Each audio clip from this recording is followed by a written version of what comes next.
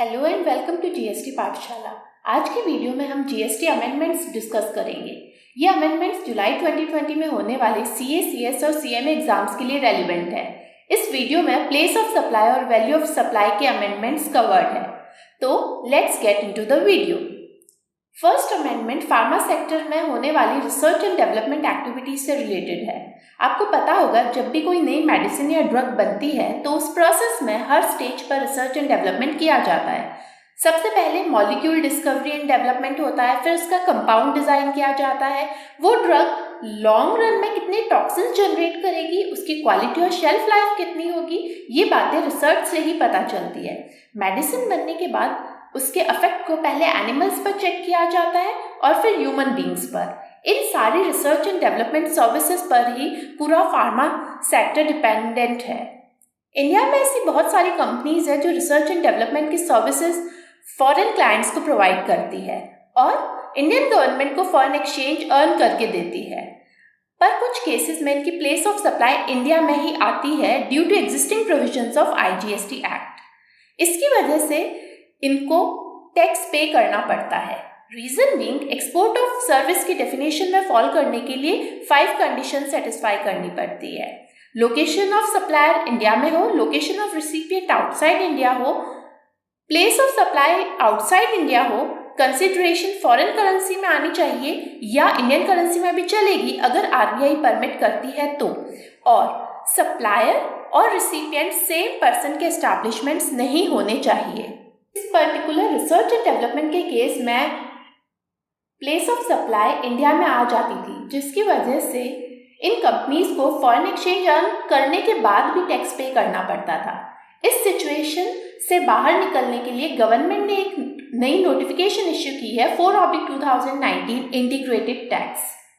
ये नोटिफिकेशन कहती है कि place of supply location of recipient मानी जाएगी अगर कुछ कंडीशंस सेटिस्फाई होती है। तो वो कंडीशंस चेक करते हैं। फर्स्ट, एक्टिविटी क्या होनी चाहिए? Research and development related to pharma sector, जो अभी हमने डिस्कस किया था वो। Second, location of supplier India में यानी कि टैक्सेबल टेरिटरी में होना चाहिए। Third, location of recipient outside India होनी चाहिए। फोर्थ, सर्विस है वो एज पर कॉन्ट्रैक्ट प्रोवाइड होनी चाहिए, मतलब सप्लायर और रिसिपिएंट के बीच में एक वैलिड कॉन्ट्रैक्ट होना चाहिए। फिफ्थ, कंसिडरेशन फॉरेन एक्सचेंज में आनी चाहिए, अगर आरबीआई परमिट करती है तो इंडियन करेंसी में भी चलेगी।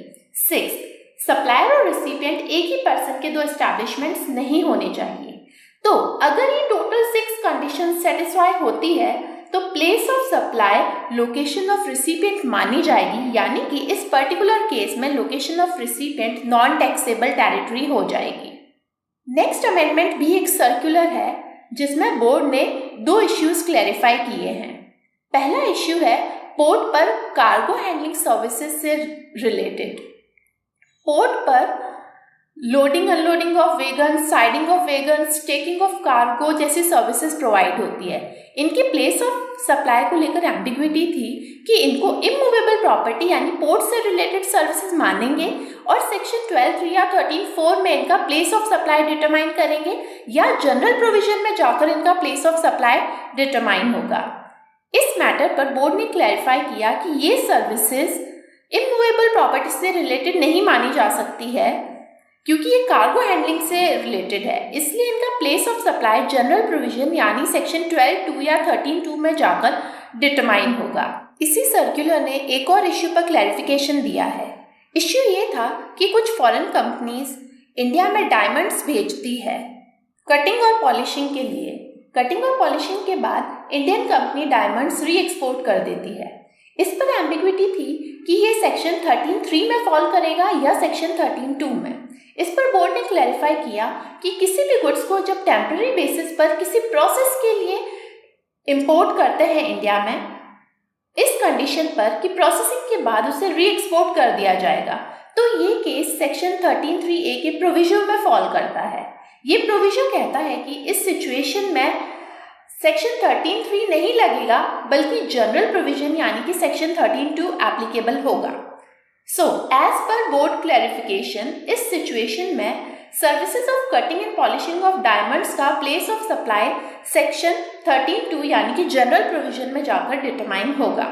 Next clarification software design services के रिलेशन में इश्यू हुआ है। इसमें इश्यू ये है कि फॉरेन से कुछ कंपनीज डिजाइन रिक्वायरमेंट्स और आईपी ब्लॉक्स इंडिया में इलेक्ट्रॉनिकली सेंड करती है। इंडिया में सॉफ्टवेयर कंपनीज होती है, वो आईपी ब्लॉक्स को डिजिटली इंटीग्रेट करके क्लाइंट की रिक्वायरमेंट के अकॉर्डिंग सॉफ्टवेयर डेवलप कर देती है। फिर उस सॉफ्टवेयर को सैंपल प्रोटोटाइप हार्डवेयर पर रन करके चेक किया जाता है कि ये प्रॉपरली रन कर रहा है या नहीं कर रहा है। सब कुछ ओके होने के बाद में वो सॉफ्टवेयर फॉरेन कंपनी को एक्सपोर्ट कर दिया जाता है।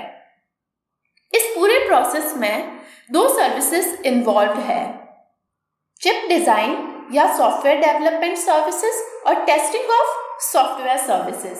इसमें इश्यू ये अराइज हुआ कि इसका प्लेस ऑफ सप्लाई कैसे डिटरमाइन होगा। इसमें बोर्ड ने क्लैरिफाई किया कि इसको कंपोजिट सप्लाई मानेंगे, जिसमें चिप डिजाइन या सॉफ्टवेयर डेवलपमेंट सर्विस को प्रिंसिपल सप्लाई माना जाएगा, क्योंकि टेस्टिंग है वो मेरली इंसिडेंटल या एंसिलरी टू डिजाइनिंग और डेवलपमेंट ऑफ सॉफ्टवेयर है। तो कंपोजिट सप्लाई मानते हुए इसका प्लेस ऑफ सप्लाई भी अकॉर्डिंग टू जनरल प्रोविजन यानी कि सेक्शन 13(2) में जाकर डिटरमाइन किया जाएगा। लास्ट क्लैरिफिकेशन एयरलाइन कंपनीज के लिए इश्यू हुआ है। एयरक्राफ्ट रूल्स में पैसेंजर सर्विस फी यानी कि PSF और यूजर डेवलपमेंट फी यानी कि UDF पैसेंजर्स से कलेक्ट करने का प्रोविजन है। एयरलाइन कंपनीज PSF और UDF पैसेंजर्स से कलेक्ट करके एयरपोर्ट ऑपरेटर यानी कि एयरपोर्ट अथॉरिटी ऑफ इंडिया को रेमिट कर देती है। एयरपोर्ट ऑपरेटर्स PSF और UDF पर GST पे करते हैं। एयरलाइन कंपनीज का डाउट ये था कि एयरपोर्ट ऑपरेटर्स तो ऑलरेडी PSF और UDF पर टैक्स पे कर रहे हैं, बट क्या उनको यानी कि जो कलेक्ट कर रहे हैं क्या उनको भी PSF और UDF पर टैक्स पे करना पड़ेगा? इस इश्यू पर बोर्ड ने क्लैरिफाई किया कि अगर एयरलाइन कंपनीज प्योर एजेंट के जैसे PSF और UDF को कलेक्ट करती है तो उनको टैक्स नहीं पे करना है। इसके लिए एयरलाइन कंपनीज को 2 बातों का ध्यान रखना है। फर्स्ट, इनवॉइस पर PSF और UDF सेपरेटली शो करना है, और सेकंड कंडीशन ये है कि एयरलाइन कंपनीज को सिर्फ एक्चुअल अमाउंट ही रिकवर करना है। मतलब अगर एयरपोर्ट ऑपरेटर्स को 100 रुपीज रेमिट करने हैं तो पैसेंजर्स से भी 100 रुपीज ही कलेक्ट किए जाएंगे।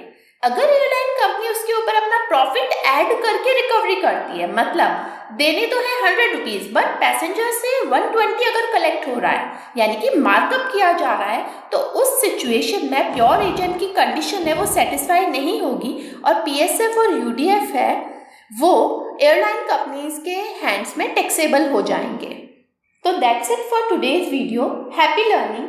This is CA Preeti Parihar signing off for now. Bye bye and don't forget GST is love. Thanks for watching.